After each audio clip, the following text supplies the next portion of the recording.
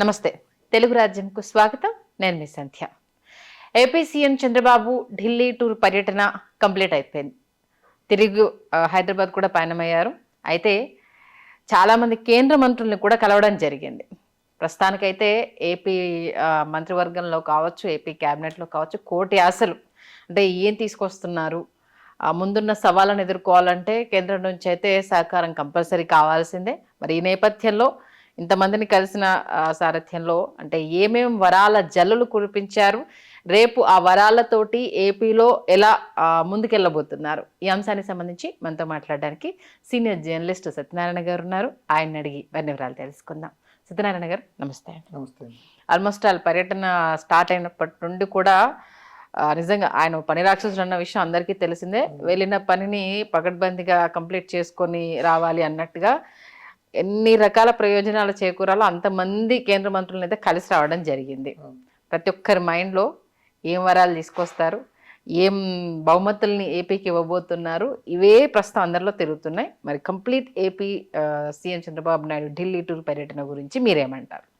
అదే ఇప్పుడు ఆయన మోడీని కలిశారు. ఫస్ట్ అంటే మోడీని కలవటం అంటే రేపు బడ్జెట్లో ఎలకేషన్స్ పెట్టించుకోవాలి. ముందు మోడీని ఒక మూడ్లోకి తీసుకురావాలి. ఎందుకంటే ఇప్పుడు మోడీ కూడా నాకు విచ్చలవిడిగా డబ్బులు ఇమ్మంటే ఇచ్చే రకం కాదు. ఆయన కూడా ఇంతకుముందు చెప్పాడు, నేను ఎప్పుడూ గుజరాత్ ముఖ్యమంత్రిగా ఉన్నప్పుడు నేను ఎప్పుడూ ఢిల్లీ వెళ్ళలేదు, అన్ని పనులు వెళ్లకుండా నేను చేయించుకున్నాను, నా రాష్ట్రాన్ని డెవలప్ చేసుకున్నానని కూడా ఒక సందర్భంలో చెప్పాడు. అందుకని ఆయన కూడా ముఖ్యమంత్రిగా పనిచేశాడు కాబట్టి ఇప్పుడు ఈయన ఫస్ట్ ఆయన్ని ప్రసన్నుని చేసుకోవాలి. అంటే ఇక్కడ రిక్వైర్మెంట్స్, ఎందుకంటే ఇప్పుడు కూటమిలో బీజేపీ కూడా ఉంది కాబట్టి, అంతేకాకుండా ఇప్పుడు కూటమికి అక్కడ సెంట్రల్ లెవెల్లో ఈయన మద్దతు కూడా అవసరం కాబట్టి, అట్లా అని ఇప్పుడు పరిస్థితి ఏంటంటే ఇంతకుముందు ఆల్రెడీ ఒకసారి ఈయన గట్టిగా ప్రత్యేక హోదా గురించి దెబ్బతిన్నాడు. అందుకని ఇప్పుడు ప్రత్యేక హోదా గురించి ప్రస్తావించకుండా ప్రత్యేక హోదాకి సమానమైన బెనిఫిట్స్, సమానమైనవన్నీ తెచ్చుకోవడానికి ఆయన ప్రయత్నం చేస్తున్నాడు. అంటే ఈ 2 రోజులుగా ఆయన టూర్ని గమనిస్తే, అంటే ఎక్కడెక్కడ ఏం స్కీములు ఉన్నాయి సెంట్రల్లో, ఆ స్కీములు ఇప్పుడు ఏంటంటే అమరావతి ఎందుకంటే పోలవరంకి ఆయన ఒకటే మాట చెప్పేశాడు, ఇది జాతీయ ప్రాజెక్ట్ కాబట్టి దాంట్లో ఇక లెక్కలు నష్టాలు కష్టాలు ఏదన్నా కానీ వాళ్ళకి బాధ్యత ఉంటుంది. ఇప్పుడు వాళ్ళు అవన్నీ కూడా ఇప్పుడు మళ్ళీ కట్టాల్సిందని చెప్పేసి చెప్తున్నారు. దానికి నిపుణుల కమిటీ కూడా సెంట్రల్ గవర్నమెంట్ కేంద్ర జల కమిషన్ ఎంత వచ్చింది కాబట్టి వాళ్ళు చూస్తున్నారు. ఓకే, సరిగా అమరావతి డెవలప్మెంట్ అనేది ఇప్పుడు ఈయన మెయిన్గా పెట్టుకున్నాడు. అమరావతి డెవలప్మెంట్ అనే దాన్ని చూపించి పెట్టుబడులు రాబట్టాలనేది ఈయన కాబట్టి అమరావతికి సంబంధించి ఏవైతే ఇంతకుముందు స్టార్ట్ అయ్యి ఆగిపోయినాయో అవన్నీ ముందు చేయాలంటే ఇన్ఫ్రాస్ట్రక్చర్ కావాలి ఖచ్చితంగా. అందుకని ఇప్పుడు ఔటర్ రింగ్ రోడ్డు ఇంతకుముందు ప్లాన్ చేశారు. అట్లాగే వైజాగ్ విజయవాడలో మెట్రో రైలు గురించి కూడా ప్రస్తావించారు. అంటే మెట్రో రైలు గురించి ఇంకా క్లారిటీ తోటి వార్తలు రాలేదు. ఔటర్ రింగ్ రోడ్ శాంక్షన్ చేయించుకున్నాడు. అంటే ఔటర్ రింగ్ రోడ్డు ఆయన గడ్కరీ ఆయన ఇవ్వటానికి సిద్ధంగా ఉన్నారు. అది అంటే ఓవరాల్గా అంగీకారం వచ్చేసింది. అంటే ఔటర్ రింగ్ రోడ్ ఉంటే అంటే అన్ని వైపుల నుంచి, అన్ని నేషనల్ హైవేల నుంచి అమరావతి కనెక్టివిటీ అనేది చాలా ఇంపార్టెంట్. ఓకే, అట్లాగే ఇప్పుడు రోడ్లు వీటికి సంబంధించి కూడా ఇప్పుడు గడ్కరీ ఆల్రెడీ ఆయన మంత్రి, రోడ్డు కాంట్రాక్టర్ల కంపెనీ కూడా ఉంది కాబట్టి వాళ్ళకు కూడా ఇంట్రెస్ట్ ఉంటాయి ఇట్లాంటి. ఎందుకంటే వాళ్ళు చాలా వేగంగా పనిచేయటము, గడ్కరీ ఇప్పుడు ఉన్న వాళ్ళలో కూడా చాలా ఎఫిషియెంట్, అంటే కార్పొరేటు వ్యవహారాలు తెలిసిన మంత్రి కాబట్టి ఆయన కూడా ఈ రకమైన రోడ్లు వీటికి సంబంధించి కూడా ఆయన సుముఖంగా ఉన్నారని చెప్తున్నారు. అదొక ఫస్ట్ స్టెప్. ఓకే, నెక్స్ట్ అంటే ముఖ్యంగా అంటే ఆయన ఎన్ని వరాలు తీసుకొచ్చినా ఏపీ ప్రజల మైండ్లో ప్రస్తుతానికి అమరావతి రాజధాని, పోలవరం సంగతి, ఇవి రెండే ఎక్కువగా ఉంటాయి. వెళ్లే ముందు కూడా ఆయన చాలా స్ట్రాటజిక్గా అమరావతికి సంబంధించి శ్వేతపత్రం విడుదల చేయడం, అప్పుడు వాళ్ళ హయాంలో బిల్డింగ్లు ఎలా ఉన్నాయి, జగన్ గవర్నమెంట్ వచ్చాక ఏం చేసిందంటూ కూడా ఆ బిల్డింగ్ ఇంకా ఆయన స్టైల్ ఆఫ్ వేలో ప్రజెంటేషన్ ఇవ్వడం జరిగింది. అంటే ముందు వెళ్తున్నప్పుడే కొంచెం ప్రిపేర్ చేశారు. అంటే దీన్ని నేను ఫోకస్ చేయబోతున్నాను కాబట్టి కేంద్రానికి మేజర్ ప్రాజెక్ట్ మనది అమరావతి, పోలవరం అనేసి అని చెప్తారు. ముందుగా అమరావతి గురించి మాట్లాడుకుంటే, అమరావతి గురించి ఆయన ఏంటంటే ముందు పోగానే జగన్ చేసిన విధ్వంసం అనేది మొత్తంగా కూడా విభజన ద్వారా జరిగిన విధ్వంసం కంటే ఎక్కువ అని ఇక్కడ కూడా చెప్పాడు. ఆయన కూడా ఆ విషయాన్ని మోడీ మైండ్లో పెట్టడానికి ట్రై చేశాడు.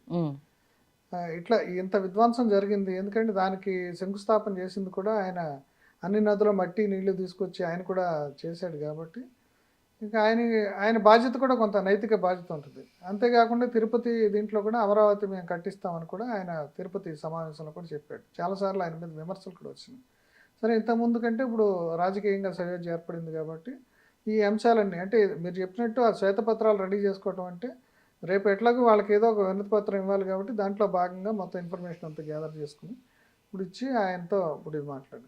అట్లాగే ప్రతి శాఖకి మనకి సంబంధం ఉన్న పెట్రోలియం మంత్రి దగ్గర నుంచి ఆ హెల్త్ మినిస్టర్ దగ్గర నుంచి అందరిని, ఎందుకంటే ఇక్కడ హెల్త్ సిటీ కట్టాలని హెల్త్ ఇండస్ట్రీని తీసుకురావాలని ఉంది. అట్లాగే ఎడ్యుకేషన్ మినిస్టర్ని, రైల్వే మినిస్టర్ని, ఎందుకంటే మళ్ళీ కనెక్టివిటీ, రైల్ కనెక్టివిటీ కూడా ఇవన్నీ కావాలి కాబట్టి ఎవరిని వదిలిపెట్టకుండా కేంద్ర మంత్రులు అందరినీ కలిశాడు. ఎన్డీఏ ఎంపీలకేమో అక్కడ ఆయన విందిచ్చాడు. అంటే మొత్తంగా కూడా కొంత పిఆర్ వర్క్ చేసుకున్నాడు, పరిచయాలు పెంచుకోవటము వీళ్ళందరినీ. ఇదంతా అయిపోయాక ఇవాళ ఆయన నిర్మలా సీతారామన్ దగ్గరికి వచ్చాడు. ఎందుకంటే వీళ్ళంతా ఏమి చేసినా సరే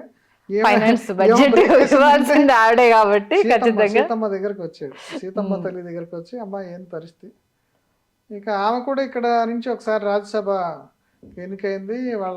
ఆమె కూడా ఇక్కడ ఆంధ్రప్రదేశ్ కోడలు కాబట్టి కోడలు కాబట్టి ఇక ఆమె దగ్గరికి పోయి ఇప్పుడు ఏంటంటే అంటే ఇప్పుడు ఒకటే సార్, అంటే గతంతో కంపేర్ చేసుకుంటే ఇప్పుడు కేంద్రంలో వీళ్ళ సహకారంతో కీ రోల్ పోషించారు. అంటే చాలా మంది అంటారు గతంలో ప్రేమలేఖలు రాసినా పట్టించుకోలేదనేసి అని, జగన్ కేసులు ఉండడం వల్ల కేంద్రం పైన ఒత్తిడి తీసుకురాలేదని, అంటే ఈ రెండు రకాలుగా ఏపీ నష్టపోయింది అనేది ఒక వాదన. బట్ ఈసారి చూసుకుంటే కూటమిలో వచ్చిన సీట్ల నేపథ్యంలో ఏపీలో చంద్రబాబు నాయుడు అక్కడ కీ రోల్ పోషించడం, నితీష్ తర్వాత అంతటి సహకారం ఇక్కడ నుండి రావడము, ఇవి కొంత ప్లస్ పాయింట్ అయ్యే అవకాశం ఉంది. కాబట్టి ఈసారి ఇంకా ఎక్కువగా వచ్చే అవకాశం ఉంటుంది. అంటే ఎలాగో ప్రత్యేక హోదా అనేది ఇక రాదు, దాని గురించి మాట్లాడిన వేస్ట్ అనేది ఏపీ ప్రజలు కూడా కంక్లూజన్కి వచ్చారు. ఇప్పుడు ప్యాకేజీ విషయానికి సంబంధించి ఇప్పుడు కేంద్రంతో ఇంత సఖ్యత ఉన్న నేపథ్యంలో ఈ సహకారం ఎలా ఉండబోతుంది అన్న దాని మీదనే ప్రధానంగా క్యూరియాసిటీ ఉంది. నిజంగా ఆ పాజిటివ్ వైబ్స్ కంటిన్యూ అవుతాయంటారా? అవుతాయి. ఎందుకంటే ఈయన పర్యటనతో వాళ్ళ స్పందన కానీ, ఇవాళ నిర్మలా సీతారామన్తో కలిసినప్పుడు కూడా ఈ ప్రత్యేక హోదా గురించి ఆమెతో ఇంటర్నల్గా మాట్లాడి ఉండొచ్చు. కానీ ఇది రాలేదు కాబట్టి మాకు ఈ ప్యాకేజ్ అన్నా కాస్త లిబరల్గా ఇచ్చేటట్టు చూడమని, ఎందుకంటే ఏం చేసినా ఆమె దగ్గర నుంచి రావాలి కాబట్టి, మోడీ చెప్పినా ఏ శాఖ ఏం చేసినా సరే అన్నీ రావాలి కాబట్టి ఆమెతో మాట్లాడారు. అంటే ఇప్పుడు మనకు తెలిసిన సమాచారం ప్రకారం ప్రత్యేక ప్యాకేజీ లాంటిది ఆల్రెడీ ఇంతకుముందే ప్యాకేజీ మీద జరిగింది. ప్యాకేజీ వాళ్ళు అనౌన్స్ చేశారు, ఈయన రిజెక్ట్ చేసి మళ్ళీ ప్రత్యేక హోదా అడిగాడు, అక్కడ కన్ఫ్యూజన్ వచ్చింది. కానీ ప్యాకేజీకి సంబంధించి ఆ రోజుల్లో ఏదో ఒకటి కొంత డాక్యుమెంటేషన్ జరుగుంటాము, ఇంత ఎలకేషన్స్ ఏం జరుగుంటాయి. అంటే దాన్ని ఇప్పుడు మళ్ళీ ఇవాళ అవసరాలకి, ఎందుకంటే 5 ఏళ్లలో చాలా డిస్ట్రక్షన్ జరిగింది కాబట్టి ఈ 5 ఏళ్ల తర్వాత ఉండే నీడ్స్ కానీ 5 ఏళ్ల తర్వాత ఉండే వ్యవహారాలు కానీ మారుతాయి కాబట్టి ఇవన్నీ అంటే ప్రత్యేక ప్యాకేజ్ అయితే ఖచ్చితంగా వచ్చే అవకాశం కనపడుతుంది అనేది మనకు తెలిసిన సమాచారం. అంటే ఇంకో వాదన ఏంటంటే నితీష్ అడిగినట్టుగా సరే ఇచ్చినా ఇవ్వకపోయినా ఒకసారి మనం ప్రత్యేక హోదా అంశాన్ని రేజ్ చేస్తే, ఇప్పుడు మా నితీష్ ఆల్రెడీ కీ రోల్ అనేది నేపథ్యంలోనే మాకు ఇక్కడ నష్టం జరిగింది కాబట్టి ఖచ్చితంగా కావాలి అంటే అది రాదు అన్న విషయం తెలిసినా కూడా అంటే ఒక రాయేసి చూస్తున్నారు, దానివల్ల ఒక ప్రయోజనం కలుగుతుంది అన్న ఒక వాదన. అంటే గతంలోనే జగన్మోహన్ రెడ్డి ఇప్పుడు మీకు కేంద్రంలో మీ సపోర్ట్ అక్కడ ఉంది కాబట్టి ఈ అవకాశాన్ని సద్వినియోగం చేసుకొని ఇప్పటికైనా ప్రత్యేక హోదా గురించి అడగండి అంటూ కూడా జగన్మోహన్ రెడ్డి ఒక కామెంట్ చేశారు. నిజంగా అలాంటి అంశాన్ని అక్కడ ప్రస్తావిస్తే ఏమైనా గిట్టుబాటు అయ్యే అవకాశం ఉంటుందంటారు? అంటే నితీష్ కూడా ఒక మాట అన్నాడు, ప్రత్యేక హోదా లేదంటే ప్రత్యేక ప్యాకేజ్ అన్నాడు. ఎందుకంటే ఆయనకు కూడా తెలుసు, ఆయన కూడా ఎక్స్పీరియన్స్డ్ పొలిటీషియన్. కానీ ఇప్పుడు మీరు రాయి వేస్తే ఆల్రెడీ రాయి వేసాడు, ఆ రాయి తిరిగి వచ్చి తగిలింది. అందుకే అన్న అప్పటి పొజిషన్ వేరు ఇప్పుడు పొజిషన్ వేరు సరే. ఎందుకంటే ప్రత్యేక హోదా అనేది జరగదని, ప్రత్యేక హోదా అనే మాట ఎత్తితే మళ్ళీ మోడీకి పాత విషయాలు గుర్తురావచ్చు. ఓకే, అనవసరంగా ఇప్పుడు మనం ఒక పని మీద వెళ్ళినప్పుడు ఇందాక మీరు చెప్పినట్టు ఆ పాజిటివ్ వైబ్స్ ని మనం దాని ఆధారంగానే మనం పని పూర్తి చేసుకోవాలి. కానీ మళ్ళా ఏదో ఇప్పుడు నితీష్ అంటే ఇప్పుడు అతనికి అవసరమైతే ఏ పార్టీలైనా అటు ఇటు దూకుతాడు. మళ్ళీ ఇంకోసారి అక్కడ లాలూ ప్రసాద్ ఈ దఫా అసెంబ్లీ ఎలక్షన్స్ లో వీళ్ళు వీక్ గా ఉన్నారు. ఈవెన్ మొన్న పార్లమెంట్ సెషన్ లో కూడా ఈ కూటమి అంటే ఎన్డీఏకి సంబంధించిన కూటమి అంటే అందరినీ కలగుర గంపలా కలిపి ఇండియా కూటమి కామెంట్ చేసిందా లేకపోతే ఏంటో తెలియదు, కానీ ఇది నిలబడే కూటమి కాదు, ఎప్పుడు ఎవరు గోడ దూకి తెలియదు అంటూ కూడా చేయడము, ఇటు టీడీపీ ఎంపీలు కూడా దానికి సంబంధించి ధీటుగానే సమాధానం చెప్పడం మనం చూసాము. అంటే ఇప్పుడు ఎంతవరకు ఇది ఆంధ్రప్రదేశ్కి ఈ భేటీ అనేది వరాలు కురిపించే అవకాశం కానీ, ఎందుకంటే చాలా పెద్ద సవాళ్ళు ఉన్నాయి, అనేక రకమైన హామీలు ఇచ్చారు, బడ్జెట్ కూడా అంతకు మించి ఎక్కువే అవుతుంది. ఈ భేటీ ఎంతవరకు ఆ వరాల్ని ఫుల్ఫిల్ చేస్తుంది? అంటే ఇది ఫుల్ఫిల్ చేస్తుందా లేదనేది మనకి రేపు కేంద్ర బడ్జెట్లో మనకి కేటాయింపులు ఏమున్నాయి, ఏ ప్రాజెక్టులకు ఏం పెట్టారనేది వచ్చేదాకా తెలియదు. ఇప్పటికైతే మనకి ఔటర్ రింగ్ రోడ్డు, ఇప్పుడు అక్కడ ఎన్టీఆర్ హెల్త్ యూనివర్సిటీ దగ్గర నుంచి నిడమానూరు దాకా ఫ్లైఓవరు, అట్లాగే కొంత ఇంతకు ముందు ఉన్న కొంత ఆగిపోయిన ఒక రింగ్ రోడ్డు ఉంది, ఆ రింగ్ రోడ్ని కంప్లీట్ చేయటము, ఇట్లాంటి కొన్ని ఆల్రెడీ బయటకు వచ్చినాయి. ఇవైతే ఖచ్చితంగా జరుగుతాయి. అంటే ఇమీడియట్గా మొదలు పెట్టాక టైం పడుతుంది కదా. అట్లాగే ఈ ఔటర్ రింగ్ రోడ్డులో చాలా ఓవర్ బ్రిడ్జెస్ కానీ, కృష్ణానది మీద 2-3 వంతెనలు, ఈ అంతా నెట్వర్కింగ్ అంతా జరుగుద్ది. అంటే ఈ ఔటర్ రింగ్ రోడ్ అనేది చాలా పెద్ద ప్రాజెక్ట్. మన హైదరాబాద్లో కూడా ఔటర్ రింగ్ రోడ్ వచ్చాక చాలా డెవలప్ అయింది. అట్లా ఔటర్ రింగ్ రోడ్ అనేది వస్తే ఆ నెట్వర్కింగ్ అవన్నీ ఏర్పడతాయి. అది మిగతా ఇప్పుడు పోలవరంకి కేటాయింపులు ఏం చేస్తారు అనేది రేపు బడ్జెట్లో. అట్లాగే అమరావతికి సపరేట్గా ఇప్పుడు ఏంటంటే ఇంతకుముందు 2,500 కోట్లు విభజన చట్టంలో ఏదో ప్రభుత్వం ఉంటే దాంట్లో 1,500 కోట్లు 1,000 కోట్లు ఇచ్చారు. అట్లాగే స్మార్ట్ సిటీస్ పథకం కింద అమరావతిని ఎంపిక చేశారు. ఇప్పుడు వీళ్ళు పనులు ఏం చేయలేదు. ఇప్పుడు ఆ స్మార్ట్ సిటీస్ పథకం కింద ఏమేమి వస్తాయి అనేది అవి కొంత వస్తాయి. అంటే ఇవన్నీ కూడా సేమ్ డే వర్కౌట్ కావు. దీంతోపాటు సైమల్టేనియస్గా చంద్రబాబు అక్కడ పోయాక జపాన్ కాన్సులేట్ వాళ్ళని, అంటే ఊరుకోడు కదా ఆయన పోయి ఇక్కడ విదేశాల నుంచి కంపెనీస్ రావాలంటే ఫస్ట్ కాంటాక్ట్ పాయింట్ కాన్సులేట్స్ని, ఇంకొంతమంది పారిశ్రామికవేత్తల్ని, ఇంకా వీళ్ళందరినీ కూడా కలిశారని చెప్పేసి చెప్పుకుంటున్నారు. ఎందుకంటే ఈయన నిరంతరం అన్వేషిస్తూనే ఉంటాడు కదా ఎక్కడెక్కడ ఛాన్సెస్ ఉన్నాయి అనేది.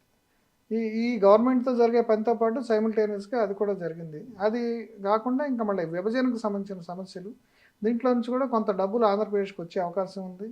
అట్లాగే హైదరాబాద్లో కొన్ని బిల్డింగ్లు, కొన్ని ఆస్తులు వీటికి సంబంధించి పెండింగ్ ఉంది. ఇవన్నీ కూడా అసెట్సే కదా, ఇవన్నీ అసెట్స్, వీటిని క్యాష్ చేసుకోవటమా లేకపోతే ఇంకో రకంగా ఉపయోగించుకోవటం అనేది ఉంటుంది.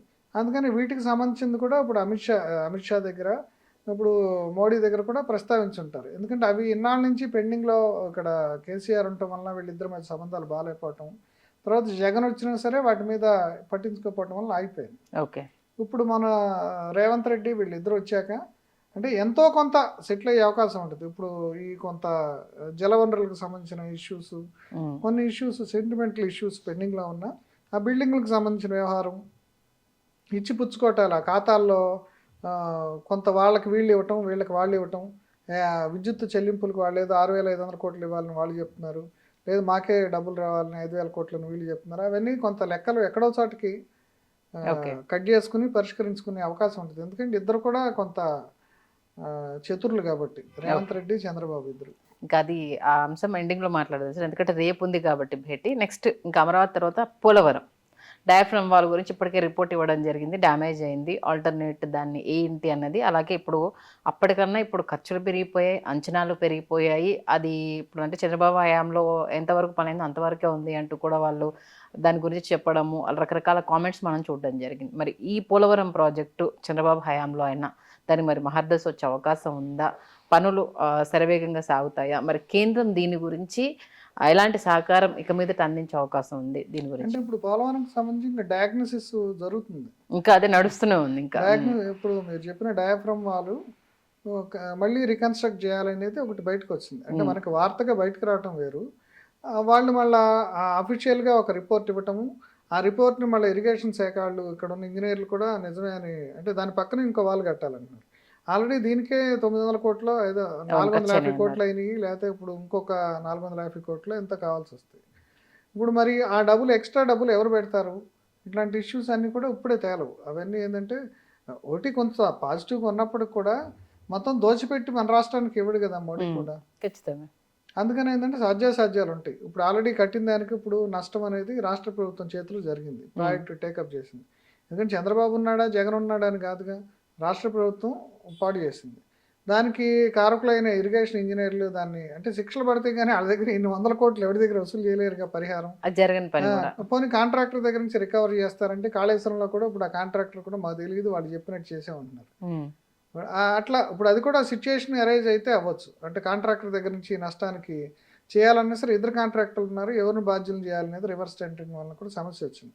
అందుకని ఇవన్నీ ఇప్పటికిప్పుడే తేలే అంశాలు కాదు. కాకపోతే ఫస్ట్ పోలవరం అని ఇప్పుడు రేపు పనులు స్టార్ట్ చేశాక వీళ్ళు ఎంతైతే పని చేస్తే అదొకటి. ఇంకోటి ఏంటంటే అంచనాలకు సంబంధించి కూడా ఇంకా క్లారిటీ రాలేదు. అంటే మొన్న ఫస్ట్లో 55,000 కోట్లు అనుకున్నారు, దానికే శాంక్షన్ చేయలేదు. ఇప్పుడు మళ్ళీ 1,00,000 కోట్లు దాటిపోద్ది అంటున్నారు. అంటే ఈ శాంక్షన్స్ రివైజ్ చేస్తారా? మళ్ళీ R&R ప్యాకేజ్ ఉంటుంది, పునరావాసానికి సంబంధించిన సమస్యలు ఉంటాయి, ఇవన్నీ కూడా ఉన్నాయి. అంతేకాకుండా ఇప్పుడు కొత్తగా ఇంకో సమస్య ఏమొచ్చిందంటే, ఇప్పుడు తెలంగాణ వాళ్ళు ఏమడుగుతున్నారంటే 7 మండలాలు ఏవైతే ముంపు మండలాలు ఉన్నాయో తెలంగాణలో, పోలవరం ముంపు మండలాలు, అవి చంద్రబాబు నాయుడు ఆ రోజు తెలివిగా ఆయన ఏం చేశాడంటే ఆ వేడిలో అప్పుడు రాష్ట్రానికి, ఆంధ్రప్రదేశ్కి చాలా నష్టం జరిగింది హైదరాబాద్ విడిపోవటం వల్ల అనే ఒక కాక ఉండటం వల్ల ఇర్రేషనల్గా స్టేట్ విభజించారనే దాంతో తను ఆ 7 మండలాలు తీసుకెళ్ళగలిగాడు. అవును. లేకపోతే 7 మండలాల్లో ఇప్పుడు ఆ ముంపుకు సంబంధించిన సమస్యను ఇప్పుడు ఏపీ గవర్నమెంట్ తను ట్యాకిల్ చేస్తుంది. ఆ ప్రజలు ఇప్పుడు వాళ్ళు కాదు. అదే తెలంగాణ అనుకోండి, వీళ్ళకేం పని, వాళ్ళకి ఎంజాయ్ చేసేది వాళ్ళు, మేము వీళ్ళ పునరావాసం ఏంటి అనే సమస్యలు వస్తాయి. ఈవెన్ హరీష్ రావు గారు కూడా రేజ్ చేశారు కదా హరీష్ రావు కూడా పాయింట్ని. పొలిటికల్గా రైట్ చేశాడు. ఇప్పుడు అది కూడా ఇప్పుడు కేంద్రం దృష్టిలో ఆయన పెట్టుంటాడు. ఎందుకంటే పోలవరం సమస్యలు అదొకటి. అవును. ఇప్పుడు రేపు నెగోసియేషన్స్లో ఇప్పుడు ఏదో 5 ఊళ్ళైనా ఇవ్వండి అని ఏదో కూడా మాట కూడా ఇప్పుడు వచ్చింది. ఏదో మనం శ్రీకృష్ణ రాయబారంలో లాగా 5 ఊళ్ళైనా ఇవ్వండి అనేది ఒకటి వచ్చింది అనమాట. ఇప్పుడు అందుకని 5 ఊళ్ళు ఇస్తారా, 7 మండలాలు ఆంధ్రప్రదేశ్ నుంచి తీసుకుంటారా, ఆ ఇష్యూ కూడా ఉంటుంది. ఆల్రెడీ ఒరిస్సాతోటి ఇప్పుడు ముంపు సమస్య ఉంది, అది కోర్టులో కేసులు అయి నడుస్తుంది. పర్యావరణానికి సంబంధించిన సమస్యలు ఉంది పోలవరంకి. ఈ ఇష్యూ కూడా ఇప్పుడు అది కూడా గవర్నమెంట్ అంటే అక్కడి నుంచి ఆ రోజునైనా కేంద్రం చేయబట్టే అది జరిగింది, లేదా జరిగేది కాదు. అదొక ఇష్యూ కూడా పోలవరానికి సంబంధించి ఇప్పుడు వాళ్ళు తెలంగాణ వైపు న్యాయం చెప్తారా, ఇటు ఆంధ్రప్రదేశ్ వైపు మొగ్గు చూపుతారా అనేది కూడా చూడాలి. దీంతో పాటు పారిశ్రామిక పరంగా డెవలప్ చేయాలి, నిరుద్యోగులకు 20 లక్షల ఉద్యోగాలు వాళ్ళు అనౌన్స్ చేశారు. దీంతోపాటు నాలెడ్జ్ హబ్గా, హెల్త్ హబ్గా రెండింటిపైన కూడా ఫోకస్ చేస్తున్నామంటూ కూడా ఆయన పదే పదే చెప్పడం జరిగింది. అంటే ఏపీ యువత మా పైన ఎన్నో ఆశలు పెట్టుకుంది, ఖచ్చితంగా కేంద్రంతో ఈ విషయానికి సంబంధించి ఎంత దూరంగా వెళ్తామంటూ కూడా ఆయన చెప్పడం జరిగింది. అంటే ఈ భేటీలో వీటికి సంబంధించి ఏమైనా అంటే మనకు ఇవన్నీ ఇప్పుడు మనం మాట్లాడుకునే అంశాలన్నీ కూడా ఇప్పుడు హెల్త్ సిటీకి సంబంధించి అది సౌదీ కంపెనీ వస్తానందని చెప్పేసి హెల్త్ మినిస్టర్ అనౌన్స్ చేశాడు. అంటే సైమిల్టేనియస్గా అన్ని ఢిల్లీలోనే జరగవు, కొన్ని సైమిల్టేనియస్గా జరుగుతూనే ఉంటాయి. నిన్న మనం మాట్లాడుకున్నట్టు ఆ కంపెనీ సాఫ్ట్వేర్ కంపెనీ ఒకటి, అట్లా XLR రావటం, క్యాబ్ జెమిని, అట్లాగే XLR రావటం, వాళ్ళు కన్స్ట్రక్షన్ చేయడానికి ఒప్పుకోవటం, అట్లా కేంద్ర ప్రభుత్వ సంస్థలు కూడా కొన్ని ఇక్కడ ఆల్రెడీ రావటానికి సిద్ధపడ్డాయి అని చెప్పేసి మళ్ళీ ఇప్పుడు మారిన పరిస్థితుల్లో అది కూడా ఇప్పుడు కేంద్రం చేతిలో ఉంటుంది. ఇప్పుడు ఈ reserve bank of India office కానీ, SBI ఆఫీస్ కానీ, ఇవన్నీ నిర్మలా సీతారామన్ ఫైనాన్స్ మినిస్టర్ కాబట్టి ఆమె చేతి కింద కొన్ని ఉండే ఉంటాయి. ఆమె కూడా కొంత ఆమె అవసరం కూడా ఇట్లా ఉంటుంది. ఎందుకంటే కేంద్ర ప్రభుత్వ సంస్థలు మొత్తం 142 ఎన్నో చెప్పారు, అట్లా 138 వెళ్ళిపోయినాయి. ఓకే, తిరిగి అవి రావాలి అంటే దానికి సంబంధించిన ప్రయత్నం కూడా ఢిల్లీలో చేసి ఉంటారు. అవి వస్తే కొంత ఇక్కడ ఊపు అంటే కొంత యాక్టివిటీ కనపడితే మిగతా వాళ్ళు బయట ఇన్వెస్టర్స్ కూడా రావడానికి ట్రై చేస్తారు. అంటే ఇప్పటికే టీడీపీ శ్రేణుల్లో కావచ్చు, అటు తెలుగుదేశం పార్టీలో కావచ్చు, ఒకంత సంబరాలు అయితే స్టార్ట్ అయ్యాయి. మా అధినేత వర్క్ స్టార్ట్ చేశాడు, ఇక అక్రమార్కులకు బాధుడు ఉంటుంది, ఏపీ అభివృద్ధిని చూసి కళ్ళతో చాలా సంతోషపడతారు అనేసి అని అంటున్నారు. అంటే ఇంకా స్టెప్ పడింది, ఇంకా పనులు స్టార్ట్ అవుతాయి అని అనుకోవచ్చా?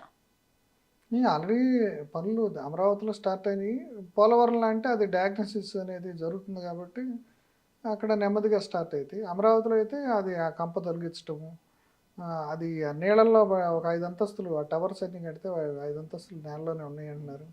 వాటికి సంబంధించి ఇక్కడ టెస్టులు చేయించడం, నెక్స్ట్ మళ్ళీ పాత కాంట్రాక్టర్లు అందరిని పిలవాలి, వాళ్ళకి అసలు పేమెంట్స్ ఇచ్చారో లేదో చేసిన పనికి. ఎందుకంటే అంటే ఆల్మోస్ట్ ఇప్పుడు కొన్ని నెలల వరకు దిద్దుబాట్లు, జరిగిన పొరపాట్లు, ముందు ఏం జరిగింది అనేది తెలియటానికి ఈ సమీక్షలకే సరిపోతుందేమో ఆల్మోస్ట్. ఇంకా అసలు ఎక్కడున్నాం అనేది తెలిస్తే ఎక్కడికి వెళ్ళాలో తెలుస్తుంది. ఎందుకంటే పనులు చేయాలంటే మళ్ళీ కాంట్రాక్టర్లు రావాలి అంటే ఇంతకుముందు కాంట్రాక్టర్లకు బిల్లులు చెల్లించలేదు గవర్నమెంట్ అనేది చాలా పెద్ద వచ్చింది.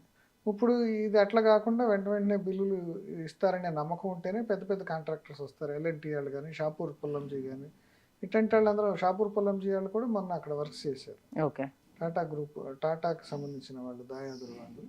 అందుకని వాళ్ళందరూ రావాలి అంటే కొంత యాక్టివిటీ కనపడాలి, కేంద్రం నుంచి డబ్బులు రావాలి. ఇప్పుడు కేంద్ర బడ్జెట్లో వాళ్ళు పెడితే కేటాయింపులు, మళ్ళీ కేటాయింపులు దృష్టిలో పెట్టుకుని ఇక్కడ రాష్ట్ర బడ్జెట్లో పెట్టాలి ప్రతి ప్రాజెక్టుకి. ఇప్పుడు మనకి పోలవరం అంటే పోలవరంకి ఎంత ఖర్చు పెడుతున్నాం అనేది రేపు చూపించాలి, అమరావతికి ఎంత ఖర్చు పెడుతున్నాం అనేది చూపించాలి. అట్లా కేంద్రం నుంచి వచ్చే నిధులు ఎంత, ఇప్పుడు మనం పెట్టేది ఎంత, ఇప్పుడు PPAల కింద ఎట్లా చేస్తాము, లేదంటే జైకా రుణాలకు వెళ్తామా, వరల్డ్ బ్యాంక్ రుణాలకు వెళ్తామా, అవన్నీ మనం చూపించాలి ప్రొజెక్షన్స్ అన్ని బడ్జెట్లో.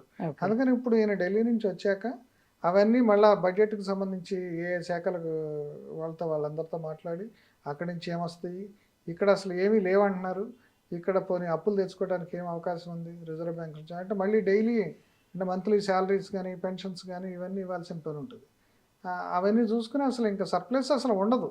ఆల్మోస్ట్ ఈ మంత్ ఫస్ట్ కే అకౌంట్ లో సాలరీస్ కూడా పడిపోయాయి. అంటే ఛాలెంజింగ్ గా తీసుకుని చాలా రోజుల తర్వాత ఛాలెంజింగ్ గా తీసుకుని చేశారు. అది కూడా రిజర్వ్ బ్యాంక్ నుంచి 6,000 కోట్లు 2,000 కోట్లు తీసుకున్నారు. దాని మీద కూడా వాళ్ళు విమర్శించారు వైసీపీ వాళ్ళు. మమ్మల్ని అన్నారు కానీ వారం వారం రిజర్వ్ బ్యాంక్ దగ్గరికి అసలు అంటే మేము ఏదో అప్పులు చేసాము మొత్తం ఇది చేసాము అంటే మీరు అడుగు వేయడంతో మీరు చేస్తుంది ఏంటి అంటూ కూడా విమర్శలు చేశారు. కాబట్టి ఇక ఇవంతా కూడా ఢిల్లీ నుంచి వచ్చాక మళ్ళా ప్లాన్ చేసుకుని ఏమేమి ఎక్కడి నుంచి స్టార్ట్ చేయాలి అనేది కంపెనీస్ కూడా ఒక మన కూడా టెస్లా వస్తుందని ఇవన్నీ మాట్లాడుతున్నారు. అవన్నీ అంటే ఇప్పుడు పేపర్లో కానీ మీడియాలో కానీ మనం టక్కన రాసేస్తాం. ఎందుకంటే ఇంప్లిమెంటేషన్ అంటే ఇంకా అట్లీస్ట్ 1 year అనే టైం అంటే శంకుస్థాపనలు కావచ్చు, పునాది రాయి పడ్డం కావచ్చు, పనులు స్టార్ట్ అవ్వడానికైనా అంటే 6 months వీళ్ళు సర్దుకోవడానికి 6 months ఈజీగా పడుతుంది. మొన్న మోడీ అమెరికా వెళ్ళినప్పుడు ఏముంది టెస్లా ఓనర్తో మాట్లాడాడు, ఎలాన్ మస్క్తో. ఇంకేముంది ఎలాన్ మస్క్ వీళ్ళిద్దరు బాగా మాట్లాడుకున్నారు, వచ్చేస్తాడు అనుకున్నారు. ఆయన మళ్ళీ చైనా పోయాడు మధ్యలో. ఆయనకి ఏదో ఇబ్బంది అంటే బిజినెస్ పీపుల్కి వాళ్ళకి ప్రాఫిట్ ఉంటే ఇండస్ట్రీ పెడతారు. మన కోసం చారిటీ కోసం పెట్టరు, చంద్రబాబు కోసం పెట్టరు. వాళ్ళకి ఇప్పుడు 100 మందితో 1000 మందితో నడిపితే వాళ్ళు ఏంది ఒకళ్ళకి 30 ఎకరాలు 40 ఎకరాలు 100 ఎకరాలు 200 ఎకరాలు ఇస్తారు. యాక్చువల్ సాఫ్ట్వేర్ కంపెనీకి అంత అక్కర్లేదు. వాళ్ళు ఏంటంటే ఆ భూముల కోసం ఆశపడి పెడతారని వీళ్ళు ఆ భూములు ఇస్తూ ఉంటారు. అంతే కదా.